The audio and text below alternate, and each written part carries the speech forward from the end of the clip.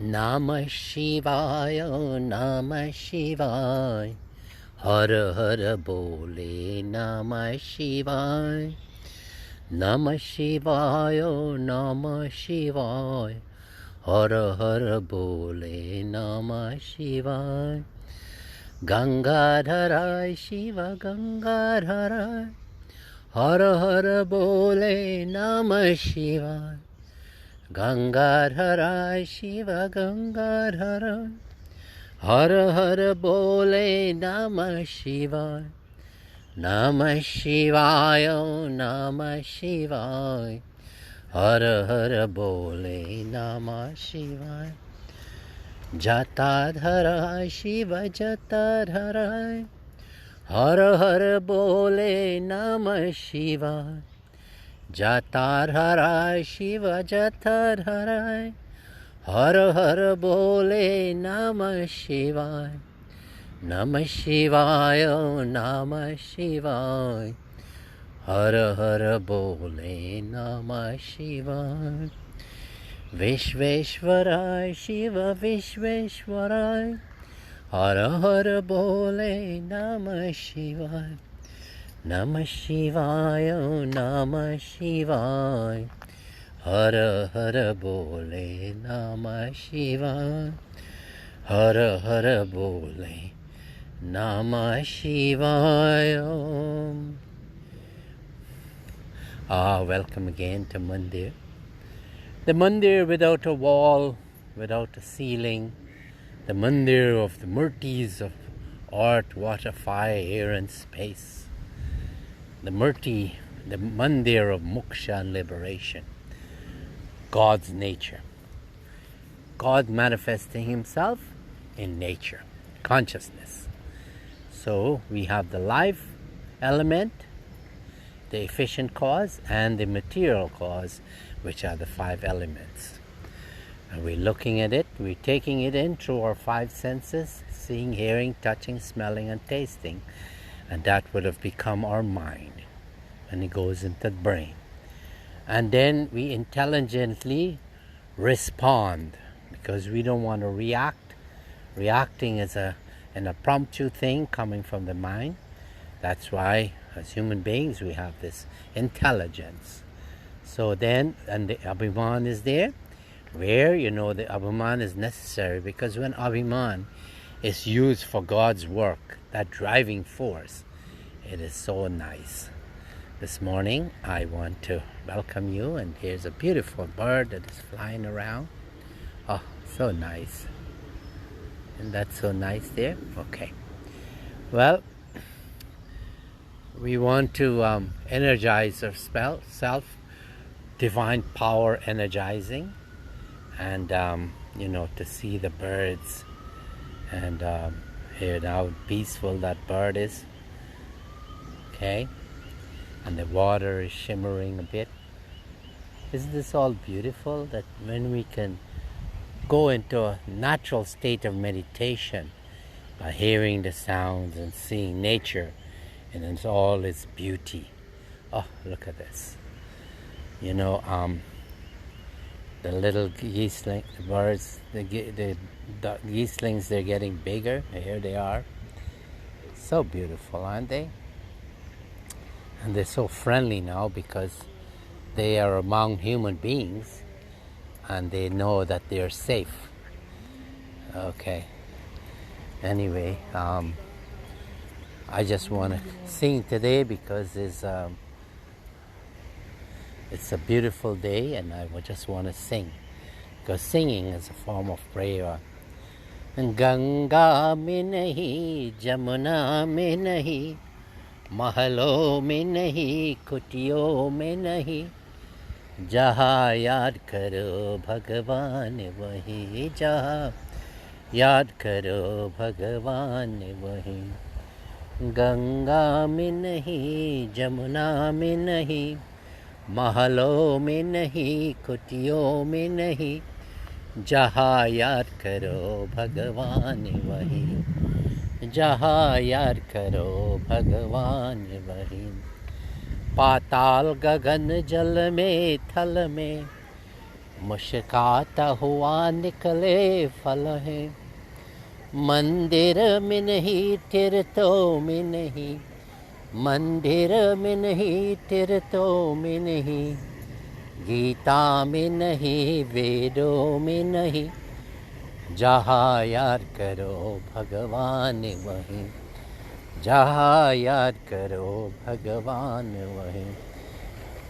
चुपके फेरो मन की माला, चुपके देखे मुरली वाला, जंतर में नहीं मंतर में नहीं, जंतर में नहीं मंतर में नहीं, सागर में नहीं धरती में नहीं, जहाँ याद करो भगवान वहीं, जहाँ याद करो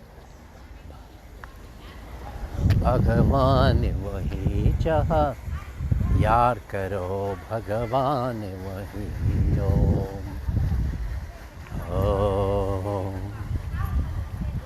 You know, it is so true that if we are in the mandir and where minds are not focused on the mandir and what's in there for, then we wouldn't get the real benefit. Yeah, it's good that we go to mandir, we go to places of worship, we go to places of pilgrimage. But it is where we remember God. And when we do seva, God is always there. Krishna Bhagavan said it, that Sreyo hi jnanam abhyasach jnana dhyanan vishishyate, dhyanat karma phala tyagas tyaga kshantiranantaram. Hey Arjuna, worship, go into the practice, abhyas of worshipping. Read about me, listen about me, talk about me, sing about me, or Arjuna, and then meditate on me. Have me in your image. Meditate on me. And then when you're done, you go and you serve me in my creation. You know, this relationship in God, the philosophy that when we develop it, the philosophy that God exists everywhere and whatever we do, if we have that philosophy, it's for the sake of the Lord. So if we're in the family setting and we take care of the family and ourselves and the neighbors, that is seva. That the blessings come right away. And it's so true that you get that blissful feeling right away. And if you go and you join an organization like BHARAT SEVASHRAM under the guidance of Swami Parameshananda ji, and let us bring him in the picture. Om Dhyana Moolam Gurur Murti, Puja Moolam Guru Padam, Mantra Moolam Gurur Vakyam, Moksha Moolam Guru Kripa, Moksha Moolam Guru Kripa. That meditating on the Guru's image. Om Om Bhavare Mana Pranavananda Guru Rupo Manohari Patita Bandhu Premera Sindhu Bhaktaranjana Kari Bhavare Mana Pranavananda Guru Rupo Manohari. That when you meditate on the murti of the Guru, then naturally he's like, that murti is like a magnet, and that magnet will draw you and draw you and draw you, and then he will bring you into that state of consciousness. So beautiful, isn't it? And oh, the bird is flying so nicely there. You see the bird? Circling nice. Oh, so beautiful. He wants to enjoy the cool breeze. Oh, freedom. Anyway, so the meditation and the murti of the Guru. Puja Moolam Guru Param. You know, in our Hindu tradition, it's very common that we touch the feet of the ground when we go into a temple, before we enter, we touch the feet of Mother Prithviva, Earth. Holy men, we touch their feet, because this surrender, this is when they, with reverence, when you go to the feet of the Guru with reverence, then he will reciprocate by giving you his grace. And the utterance of the Guru, like he would have said, what in the Shanghavani he would have said, what is the goal of life? Self-realization, universal emancipation. What is religion? Self-sacrifice, self-discipline, adherence to truth and countenance. What is real death? Forgetfulness of the self. What is real life? Self-possession, self-remembrance, self-consciousness. What are real virtues? Heroism, virility, humanliness, and aspiration for emancipation. What are real sins? Weakness, fear, cowardice, meanness, and selfishness. What are real sources of strength? Patience, fortitude, and endurance. What are real assets? Self-confidence, self-reliance, self-respect. What are real enemies? Indolence, slumber, inertia, procrastination, lustful senses, and passions. What are real friends? Energy, enthusiasm, and perseverance. That these are the things that we must keep, the Guru utterances, Guru Vakyam. And then last, if we follow these teachings, then we'll have Guru Moksha. He will give us the liberation. He'll let us become just like him. This morning, let us pay adoration to another deity, Surya Narayan. Om Bhare Bhavasvaha Tat Savitur Varenyam Bhargo Devasya Dhimahi Dhiyo Yo Naha Prachodayat. Om Bhare Bhavasvaha Tat Savitur Varenyam Bhargo Devasya Dhimahi Dhiyo Yo Naha Prachodayat. Om Bhare Bhavasvaha Tat Savitur Varenyam Bhargo Devasya Dhimahi Dhiyo Yo Naha Prachodayat. Dhiyo Yo Naha Prachodayat.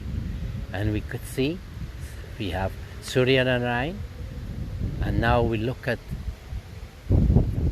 air.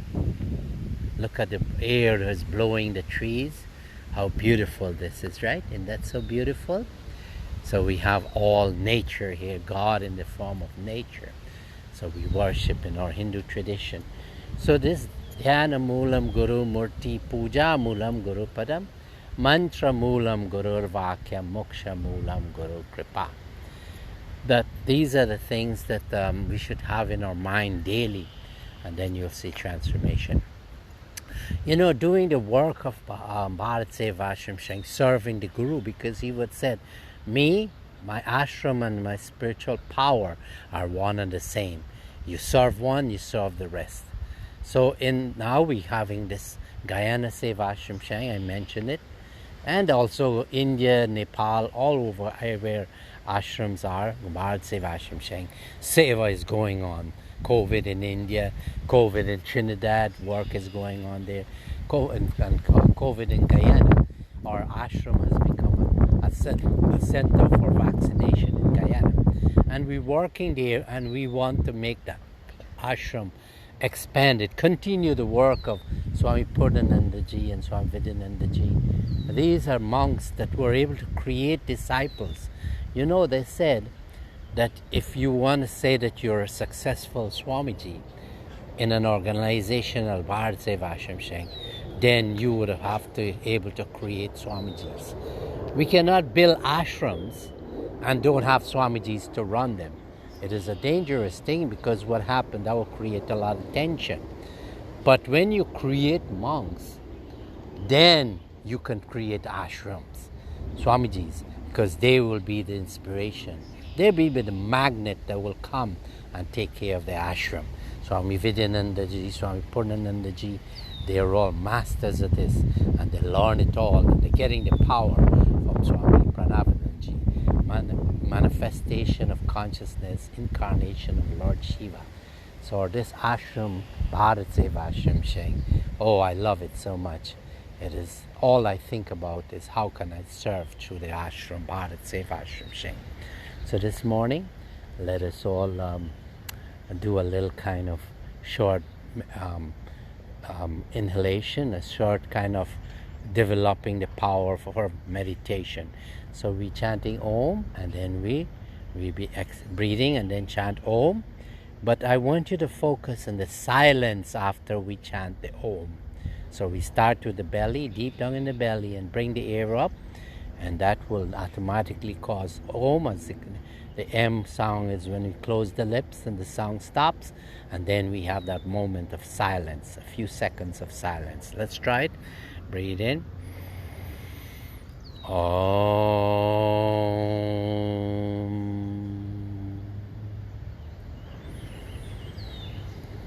Om.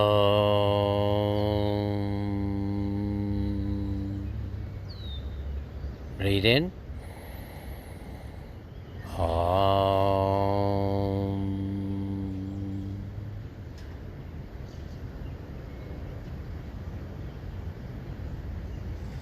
That silence is the language of God. It is consciousness. So we would have transcended the waking state, the dream state, and the deep sleep state. These are the mundane states, created states, and then we go back to consciousness, which is all-pervading. It is not a place or a thing. It is all-pervading. It's all-powerful. It's all-knowing. And its qualities are Satchidanand, truth, existence, and bliss. This is who we are. This morning, it's my pleasure to be with you again, and with blessings of Guru Maharaj, and all the Gurus, the Christ, the Buddha, Lord Shiva, Mother Durga. Let us enjoy a beautiful day. Hari Om, Shanti, Shanti, Hari Om.